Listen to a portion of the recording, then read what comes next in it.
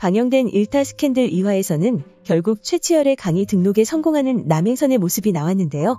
실패할 거라 생각했던 제 예상이 확실하게 빗나갔죠.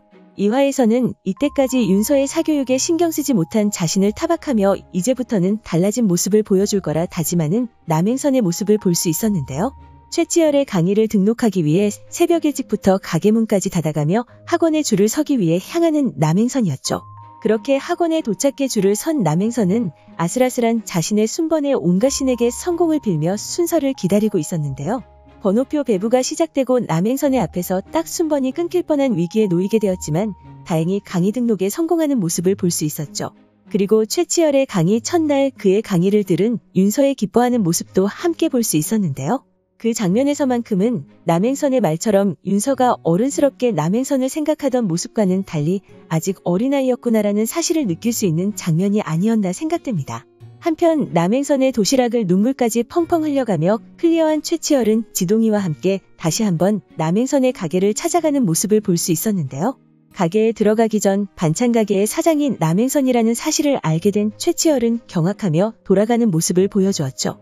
그리고 그녀의 가게를 다시는 찾아가지 않겠다 다짐하며 다른 도시락을 먹어보지만 실패하게 되고 신분을 숨긴 채 남행선의 가게를 다시 찾는 최치열이었는데요. 2화에서는 왜 최치열이 남행선의 음식만 먹을 수 있는지도 알 수 있었습니다.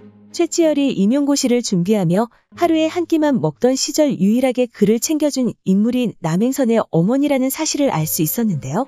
하지만 남행선의 언니가 윤서를 어머니의 가게에 맡기고 간 날 사고로 인해 남행선은 어머니를 잃게 되는 모습을 볼 수 있었죠.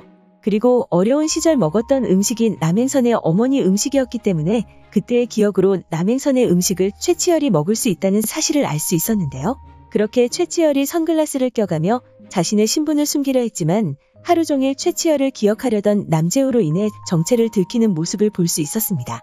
이후 2화 마지막 장면에서는 남행선의 가게에 누군가가 쇠구슬 총을 쏘게 되고 그로 인해 놀라는 남행선과 최치열의 모습이 나오며 2화가 마무리되었는데요. 공개된 예고에서는 경찰서에 찾아간 남행선과 최치열의 모습을 볼 수 있었고 남행선은 이것이 살인미수나 다름없다 이야기하고 있었죠. 그리고 최치열은 경찰에게 어쩌면 자신이 타겟이었을 수도 있었다라고 이야기하고 있었는데요. 이후 지동이가 최치열을 찾아와 그를 걱정하고 있었고 남행선은 최치열과 엮일 때마다 무언가가 깨진다며 불평하고 있었습니다. 그리고 남행선을 찾아간 최치열은 이 동네에 왜 이렇게 CCTV가 없냐는 말을 건네는데요. 그 말을 건넨 것으로 봤을 때 아직까지 쇠구슬 총을 쏜 범인이 잡히지 않은 것이라 생각되죠. 그렇게 2화에서 제일 궁금해지는 부분은 최치열의 주변 인물들에게 쇠구슬을 쏜 범인이 누구인지 궁금해지는데요. 상황을 예측해봤을 때 두 가지 상황이 떠올랐습니다. 제일 먼저 생각난 범인은 항상 최치열의 곁을 지키는 지동이었습니다.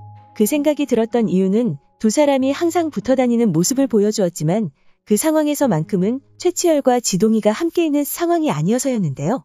최치열을 좋아하던 학생에게 쇠구슬을 쏠 때와 남행선의 가게를 최치열이 찾아가는 장면에서 최치열이 지동이와 함께가 아닌 혼자라는 사실을 알 수 있었죠. 하지만 지동이가 최치열의 최측근으로 그게 후반부까지 그의 곁을 지킬 인물이라 생각되기 때문에 범인이 아닐 거라 생각되는데요.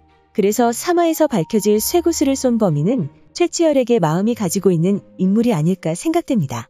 2화까지 방영되면서 최치열에게 마음을 가지고 있는 학생들이 많다는 사실을 알 수 있었는데요.